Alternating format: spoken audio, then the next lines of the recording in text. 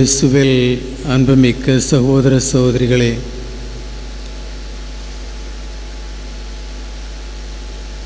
குருக்களின் அர்ச்சிப்பு தினம் ஆன இன்று நம்முடைய உயர் மறை மாவட்டத்தில் இருக்கின்ற அனைத்து குருக்களும் தன் அர்ப்பண வாழ்க்கையில் இறைவன் காட்டுகின்ற வழியிலே மேன்மேலும் தங்களை நிறைவாக அர்ப்பணிக்க இறைவனிடம் வேண்ட இங்கே கூடியிருக்கின்றோம். இன்று நாம் நம்முடைய உயர் மறை மாவட்ட குருக்களுக்காக இறைவனுக்கு நன்றி சொல்வேன். இறைவன் இத்தகைய குருக்களை நமது மறை மாவட்டத்துக்கு கொடுத்து அவர்கள் மூலமாக அர்ச்சிக்கும் பணியையும் மீட்கும் பணியையும் போதிக்கும் பணியையும் நமக்கு செய்து கொண்டிருக்கிறார்கள். இறைவனுக்கு நன்றி கூறுவோம். நாம் நம் குருக்களுக்கும் நன்றி கூறுவோம். இன்று குருக்களின் தினம். நாம் இந்த திருத்தைலத்தை புனிதப்படுத்த இருக்கின்றோம். குருக்களையும் அந்த திருத்தைலங்களையும் ஒப்பிட்டு சில கருத்துக்களை நான் உங்களோடு பகிர விரும்புகிறேன். இன்று நாம் புனிதப்படுத்த இருக்கின்ற திருத்தைலங்கள் எவ்வாறு ஒரு குருவின் வாழ்க்கையில் ஒன்றாக கலந்திருக்கிறது, அவரது பணியின் வாழ்க்கையை தூய்மைப்படுத்துகின்றது, அவரை புனிதப்படுத்துகின்றது. எல்லாவற்றிற்கும் மேலாக இறைமக்களாகிய உங்களுக்கு ஆன்மீக வாழ்க்கையில் வளர்ச்சி தருகிறது என்பதை நான் சில எண்ணங்களில் வழியாக உங்களுக்கு பகிர்ந்து நாம் குருக்களுக்காக ஜெபிக்க உங்களை அழைக்கின்றேன். இன்று நாம் புனிதப்படுத்த இருக்கின்ற இந்த திருத்தைலங்கள் நோயில் இருப்போருக்கு ஆறுதலையும் சுகத்தையும் தருகின்ற எண்ணெய் ஒரு பக்கம், ஆயத்தக்கார எண்ணெய் என்பது அந்த திருமுழுக்கு பெறுபவர்கள் ஆன்மீக அளவிலே ஆற்றலும் வலிமையும் பெற வேண்டும் என்பதற்காக நமக்கு கிறிஸ்துவினால் கொடுக்கப்பட்ட எண்ணெய், மற்றும் கிறிஸ்மா என்ற புனித தைலம். அதன் மூலம்தான் திருமுழுக்கு, உறுதி பூசுதல், குருத்துவம், ஆலயங்கள், பீடங்கள், அர்ச்சிப்பு, அபிஷேகம் என்பவற்றில் அபிஷேகம் செய்கின்றோம், அருள் பொழிவு பெறுகின்றோம் இந்த கிறிஸ்மா தைலத்தினால். கிறிஸ்மா தைலத்தில் நாம் பார்க்கின்ற 3 அருமையான குணங்கள் என்னவென்றால், கிறிஸ்மா மகிழ்ச்சியின் தைலமாக இருக்கின்றது. Oil of joy and gladness, மகிழ்ச்சியின் தைலம். இரண்டாவதாக கிறிஸ்மா புனிதப்படுத்தும் தைலமாக இருக்கின்றது. Oil of sanctification. மூன்றாவதாக மறைபணியின் ஆற்றலையும் வலிமையும் ஞானத்தையும் கொடுத்து இறை அரசை பரப்பும் தைலமாக இருக்கின்றது. எனவே ஆயில் ஆஃப் மிஷன். இந்த தைலத்தை பயன்படுத்தும் போது இதன் குணங்கள் நம்முடைய அன்றாட வாழ்விலே இருக்க வேண்டும் என்று திரு அவை விரும்புகின்றது. மகிழ்ச்சியின் திருத்தைலத்தால் அபிஷேகம் செய்யப்பட்ட நாம் மகிழ்ச்சியின் மக்களாக மாற வேண்டும். எனவேதான் திருத்தந்தை பிரான்சிஸ் சொல்லுவார், a gloomy Christian is a contradiction. புனிதப்படுத்தும் தைலத்தால் அபிஷேகம் செய்யப்பட்ட நாம் புனித மக்களாக வாழ்க்கை நடத்த வேண்டும். மறைபணியின் திருத்தைலத்தால் அபிஷேகம் செய்யப்பட்ட நாம் மறைபணி செய்பவர்களாக மாற வேண்டும். எனவே கிறிஸ்தவர்களாகிய நாம் மகிழ்ச்சியின் மக்களாக இருக்க வேண்டும், புனித வாழ்க்கை வாழ்பவர்களாக இருக்க வேண்டும், மறைபணி செய்பவர்களாக இருக்க வேண்டும். இதைத்தான் இந்த 3 காரியங்களை இந்த திருத்தைலம், கிறிஸ்மா தைலம் முக்கியமாக நமக்கு எடுத்து சொல்லுகிறது. திருப்பாடல் 45 வசனம் 7 நாம் படிக்கின்றோம். கடவுள் உமக்கே உரிய கடவுள், மகிழ்ச்சியின் எண்ணெயால் உமக்கு திருப்பழிவு செய்து அரச தோழரின் மேலால் உம்மை உயர்த்தினார். Joy in the priesthood. Pope Francis, திருத்தந்தை பிரான்சிஸ் தன்னுடைய சுற்றுமடல் எவாஞ்சலி கௌதியம் 2013ஆம் ஆண்டு அவர் வெளியிட்ட நற்செய்தியின் மகிழ்வு என்ற சுற்றுமடலில் அவர் சொல்கிறார், ஒரு குருவின் வாழ்க்கை நற்செய்தி மூலமாக மகிழ்வை பெற்று தருகின்றது. அதை நாம் பிறரோடு பகிர்ந்து கொள்ள வேண்டும்.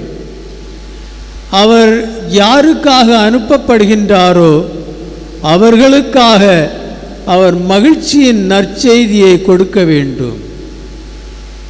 எனவேதான் மகிழ்ச்சியின் மக்களாக நாம் வாழ்க்கை நடத்துவது. எனவே ஒரு குரு மகிழ்ச்சியை கொடுப்பவராக இருக்க வேண்டும். அருள் தந்தையர்களே, நீங்கள் மகிழ்வின் நிறைவாக நற்செய்தியை போதியுங்கள்.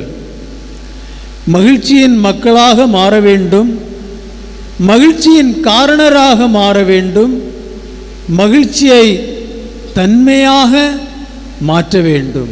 அது நம்முடைய தன்மையாக மாற வேண்டும்.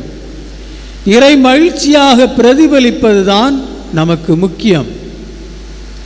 நமது குருத்துவத்தின் அடிப்படை நோக்கம் மகிழ்ச்சியே. நமது குருத்துவத்தில் நாம் அடையும் மகிழ்ச்சி இறைவனுக்கு மகிழ்ச்சியை தருகின்றது. We need to ask ourselves, do we experience the joy in our priesthood? Priestly joy is not only in our achievements, but in our challenges. Priestly joy is not in our சேமிப்புகள். Priestly joy is not in our belongings, but in belonging to Jesus. இயேசுவை சார்ந்திருப்பதில்தான் நாம் குருத்துவத்தின் மகிழ்ச்சியை அனுபவிக்க முடியும், பிறரோடு பகிர முடியும். Priestly joy is not based on our power, position, name, fame, wealth, influence, but our fidelity to our mission. Faithfulness in the mission that is entrusted to us. Priestly joy is not about admiration and popularity, but effectiveness of our proactive silence. Silence because of the fullness of Jesus in us. நாம் செய்யும் ஒவ்வொரு காரியமும் இறைவனுக்கு ஏற்புடையதாக இருக்க வேண்டும் என்பதை பார்க்க வேண்டும். Priestly joy is not outside, but from within. External sufferings we will undergo, but the inner joy is always there. இறை இயேசுவோடு உள்ள உறவில் தான் இந்த மகிழ்ச்சியை நாம் பெற முடியும். மகிழ்ச்சி. இரண்டாவதாக புனிதத்துவம். நம்முடைய முன்னாள் திருத்தந்தை பெனடிக்ட் 16 அவர் சொல்லுவார், குருக்கள் தங்களுடைய பணியை செய்வதில் அவர்களுக்கு எந்த விதமான சந்தேகமும் கிடையாது. எல்லா குருக்களும் பணிகளை செய்கிறார்கள், அதில் ஒரு சந்தேகமே இல்லை. திருப்பலியை ஒப்புக் கொடுக்கிறார்கள், அருட்சாதனங்களை நடத்துகிறார்கள். எல்லா குருக்கள் செய்ய வேண்டிய பணிகளை எல்லாம் குருக்கள் செய்கின்றார்கள். அதில் ஒரு சந்தேகமே இல்லை என்று திருத்தந்தை சொல்கிறார். அவர்களுக்கு தயக்கமும் கிடையாது, எந்த விதமான பயமும் கிடையாது. ஆனால் திருத்தந்தை பெனடிக்ட் 16 சொல்வது, இதையெல்லாம் அவர்கள் செய்கின்றார்கள், குருத்துவ வாழ்க்கை வாழ்கின்றார்கள், பணியை செய்கின்றார்கள், அதில் ஒரு சந்தேகம் இல்லை. ஆனால் நம்மிலே சில குருக்கள் குருக்களாக வாழ்வதற்கு மறந்து விடுகிறார்கள், அல்லது குருக்களாக வாழ முடியாமல் தவிக்கின்றார்கள். இது திருத்தந்தை பெனடிக்ட் 16 சொற்கள். Priests do priestly ministry but do not live the priestly life. குருத்துவத்தின் புனித தன்மையை நாம் உணர வேண்டும். இன்னும் திருத்தந்தை பெனடிக்ட் 16 சொல்வார், we tend to define holiness merely as absence of sin. holinessனா ஒரு பாவமும் செய்யாமல் இருப்பவர் ஹோலி அப்படின்னு நாம் கருதுகிறோம். ஆனால் திருத்தந்தை பெனடிக்ட் 16 சொல்றார், but holiness is not just absence of something, but it is a constructive, active presence of the consecration. அதை அழுத்தமாக சொல்கிறார். அது a constructive, active presence of the consecration, the holiness. பாவம் செய்யாமல் இருப்பது மட்டுமல்ல, புனித வாழ்க்கை வாழணும். அதைத்தான் திருத்தந்தை அழுத்தமாக சொல்கிறார். இந்த புனிதம் குருக்களுக்காக மட்டுமல்ல, அருட் சகோதர சகோதரிகளுக்கும் மட்டும் அல்ல, திருமுழுக்கு பெற்ற எல்லா கிறிஸ்தவர்களுக்கும் தான் இந்த புனிதம். எனவே திருமுழுக்கு பெற்ற எல்லா கிறிஸ்தவர்களும் புனித வாழ்க்கை வாழ அழைக்கப்படுகின்றார். கணவனும் மனைவியும் எடுத்துக்கொண்ட வாக்குறுதிக்கு ஏற்ப திருமணத்தின் போது அவர்கள் எடுத்துக்கொண்ட வாக்குறுதிக்கு ஏற்ப வாழ்க்கை நடத்தும் போது அவர்கள் புனிதராகிறார்கள். ஆர்ச் பிஷப் ஃபுல்டன் ஷீன் சொல்வார், ஒவ்வொரு புனிதமான குரு திருச்சபையில் வளர்ச்சிக்கு உதவுகிறார். ஒரு புனிதமான குரு திருச்சபையின் வளர்ச்சிக்கு உதவுகிறார். ஆனால் புனிதம் இல்லாத குரு திருச்சபையின் வளர்ச்சிக்கு தடையாக இருக்கின்றார். புனிதத்துவம், மகிழ்ச்சி, புனிதத்துவம். மூன்றாவது, மறைபணியின் குருத்துவமாக நம்முடைய குருத்துவம் மாற வேண்டும். பழைய ஏற்பாட்டு குருக்கள் கல்டிக் ஃபங்க்ஷன். பழைய ஏற்பாட்டு குருக்கள் தங்களுடைய பணிகளை எல்லாம் சரிவர செய்வார்கள், ஆனால் அவருடைய வாழ்க்கை அந்த பணிக்கு ஏற்றவாறு இல்லை. அதைத்தான் திருத்தந்தை பெனடிக்ட் சொன்னார்.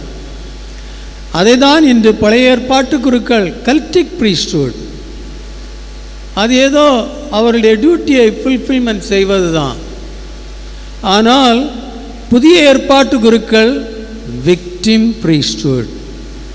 எப்படி இயேசு புதிய ஏற்பாட்டு குரு நல்ல ஆயனாக இருந்து மக்களுக்காக தன் உயிரை அளித்தாரோ, அதைப்போல் புதிய ஏற்பாட்டு குருக்கள் அந்த நல்ல ஆயனை போல் தன் உயிரை அர்ப்பணிக்க தயாராக இருக்க வேண்டும். அதுதான் புதிய ஏற்பாட்டு குருக்கள். இன்றைய நற்செய்தியை நாம் வாசிக்க கேட்டோம். ஆண்டவரின் ஆவி என் மேலே, ஏனெனில் அவர் என்னை அருள் பொழிவு செய்துள்ளார். ஏழைகளுக்கு நற்செய்தி அறிப்பது, அதைத்தான் நாம் நமது சமூக பணி என்று சொல்லலாம். ஏழைகளுக்கு நற்செய்தி அறிவிப்பது, சிறைப்பட்டோருக்கு விடுதலை அளிப்பது, அதை சட்டம் சார்ந்த பணி அல்லது லீகல் மிஷன் என்று சொல்லலாம். உடல் நோய் சுகம், நோய்வாய்ப்பட்டோருக்கு சுகம் அளிப்பது, அதை மருத்துவ பணி என்று சொல்லலாம். ஒடுக்கப்பட்டோருக்காக அதை நாம் நீதி பணி, ஜஸ்டிஸ் மிஷன் என்று சொல்லலாம். அனைத்து பணிகளும் அருள் வாழ்வின் வழியாக நமக்கு கிடைக்கின்றது. priestly mission is different from social work. priestly mission is different from social work. Aim of social work is liberation, development. Aim of social work is liberation and development. But aim of priestly mission is salvation. Aim of priestly mission is salvation. Liberation is only a part of salvation ministry. It's only a part. But salvation is முழுவதும், முற்றிலும் அந்த ஆள் இறைவனோடு சேர்வது. அதுதான் ஒரு priestly mission. எனவே ஒரு குருவின் வாழ்க்கை எளிதான வாழ்க்கை அல்ல, மிகவும் கடினமான வாழ்க்கை. இயேசுவோடு ஒன்றித்து அவருடைய இறப்பிலும் உயிர்ப்பிலும் பங்கு பெறுவதுதான் ஒரு குருவின் வாழ்க்கை. ஒவ்வொரு நிமிடமும் அவர் தன்னை துறந்து தியாகம் செய்து பிறருக்காக வாழ்பவராக வாழ்பவர். அதுதான் ஒரு குருவின் வாழ்க்கை. தனக்காக அல்ல, பிறருக்காக வாழ்பவர். புல்டன் சொல்வார், a priest is not his own. ஒரு குரு தன்னை மந்திரிக்க முடியாது. ஒரு குரு தனக்காக அருட்சாதனங்களை செய்ய முடியாது. பிறருக்காக, மக்களுக்காக எப்போதும் அவர் பிறருக்காக வாழ்பவராக இருக்கின்றார். எனவே தனக்காக வாழ முடியாது. அதனால்தான் இந்த வாழ்க்கை, இந்த இப்படிப்பட்ட உலகத்திலே வாழ்வது கஷ்டம், மிகவும் கடினமான வாழ்க்கை. எனவே தான் கடவுள் குருக்களோடு இருக்கின்றார். எப்போதும் அவர் குருக்களை தன்னோடு இணைத்து கொண்டு குருக்களுக்காக அவர் எப்போதும் அவர்களோடு இருக்கின்றார்.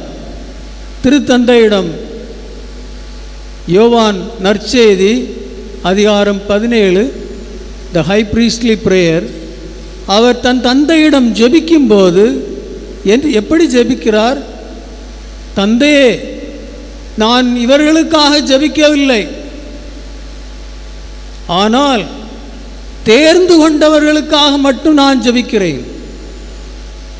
நான் மற்றவர்களுக்காக ஜெபிக்கவில்லை, தேர்ந்து கொண்டவர்களுக்காக ஜெபிக்கிறேன் என்று இயேசு சொல்கிறார். ஏனென்றால் அவர்கள் இந்த உலகை சார்ந்தவர்கள் அல்ல, அவர்கள் நம்மோடு ஒன்றித்திருப்பவர்கள். எனவே அவருடைய ஜெபம், தந்தையே, நாம் உம்மோடும் நீர் என்னோடும் நாம் ஒன்றித்திருப்பது போல அவர்களும் நம்மோடு ஒன்றாய் இருப்பார்களாக. அந்த ஒற்றுமைக்காக, யூனியனுக்காக அவர் தந்தையிடம் ஜெபிக்கின்றார். கடைசியில் அவர் ஜெபிப்பார், இவர்களுக்கு மட்டுமல்ல, இவருடைய பணியினால் இவர் அதில் நம்பிக்கை கொள்பவர்களுக்காகவும் நாம் ஜெபிக்கிறேன் என்று இயேசு சொல்வார். ஆனால் முதலாக அவர் குருக்களுக்காக ஜெபிக்கின்றார். எனவே சில குருக்களும் சாதாரண மனிதர்கள். சில நேரங்களில் சில குருக்களினுடைய அந்த தவறுகளை நாம் எடுத்துக்கொண்டு பெரிய இதாக்கி இந்த குருக்கள் மேல் பழி சுமத்துகிறோம், அவர்களுக்கு எதிராக நிற்கின்றோம், அவர்களை துன்பப்படுத்துகின்றோம். ஆனால் அது கடவுளுக்கு பிரியம் உள்ளது அல்ல. குருக்கள் தவறு செய்தால் கடவுள் அதை கண்டிப்பார், அது கடவுளுக்கு உள்ளது. பழைய ஏற்பாட்டிலே நாம் பார்க்கின்றோம், மோசேயை பாருங்கள். மோசே கடவுளோடு ஒன்றாயிருந்தவர், கடவுளிடம் நேராக பேசியவர். ஆனால் எப்போது ஆரோன், மரியம் இவர்கள் இருவரும் மோய்சனுக்கு எதிராக முரண்பாடு செய்யும்போது கடவுள் அங்கே வருகின்றார். அவர்கள் மோய்சனுக்கு எதிராக அவர்கள் பேசுகிறார்கள். அப்போது கடவுள் சினம் கொண்டு அவர்களை அழைக்கின்றார். கூடாரத்தின் வெளியே ஆரோனையும் மிரியமையும் மோசையும் அழைக்கின்றார். அழைத்து அவர் என்ன சொல்கிறார்?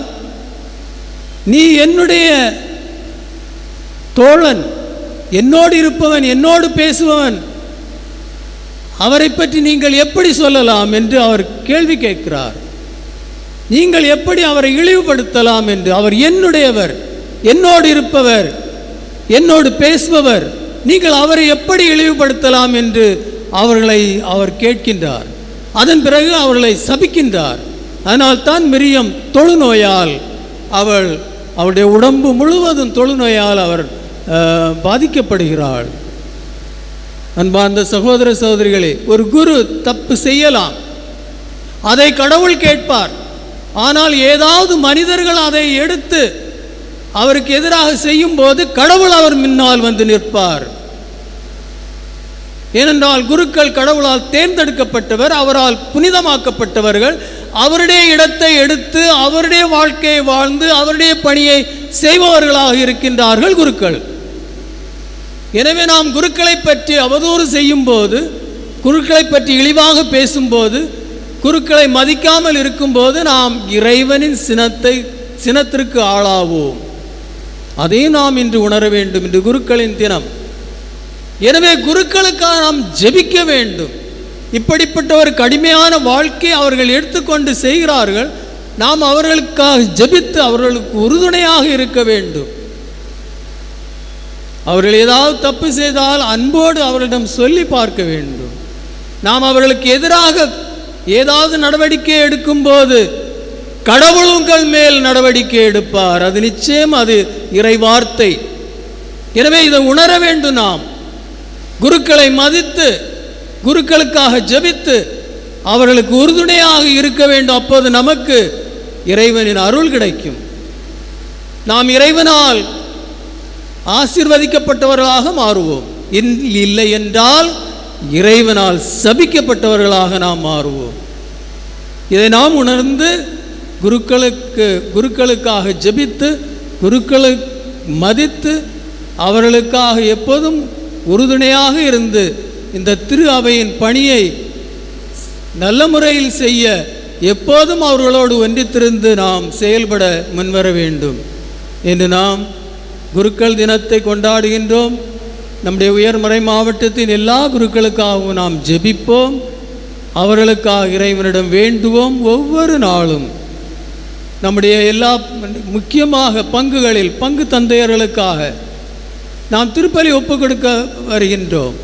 ஒவ்வொரு திருப்பலியின் போதும் அந்த பங்கு தந்தையால் திருப்பலி ஆற்ற குரு வரும்போது நாம் உடனே, ஆண்டவரே இந்த குருவை பாதுகாத்தரலும், இவருக்காக நான் ஜெபிக்கின்றேன், அப்படி நாம் ஜெபிக்க வேண்டும். அந்த குருவுக்காக, அவர் நல்ல வாழ்க்கை வாழ்வதற்காக நாம் எப்போதும் ஜெபிப்பவர்களாக மாற வேண்டும். எனவே இன்று நாம் இந்த திருப்பலியிலே அந்த கிறிஸ்மா எண்ணெயின் அந்த 3 குணங்களும் அந்த குருவின் வாழ்க்கையின் குணங்களும் எவ்வாறு ஒன்றித்திருக்கின்றது என்பதை நாம் உணர்ந்து அந்த கிறிஸ்மா தைலத்தின் மேன்மையை உணர்ந்து இப்போது நாம் அந்த தைலத்தை புனிதப்படுத்தும் போது பக்தியோடு அந்த சடங்கில் பங்கு கொள்ள முயற்சி செய்வோம். மற்றும் குருக்களிடம் என்னுடைய வேண்டுகோள், இந்த தைலங்கள் நீங்கள் இந்த திருப்பலியின் போது இதை எடுத்துக்கொண்டு உங்களுடைய பங்குக்கு கொண்டு போவீர்கள்.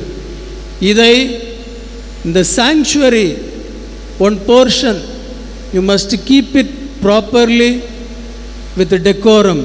It should not be kept in the bedroom or in the presbytery or anywhere. It has to be kept with reverence and respect. The holy oil should be kept properly in the sanctuary in some place. Usually they used to get a niche, keep it and lock it. When we need it, we take it and use it. So we need to preserve properly the holy oils because they are so close to our life. எனவே நாம் இந்த சடங்கில் பக்தியோடு பங்கு கொள்வோம்.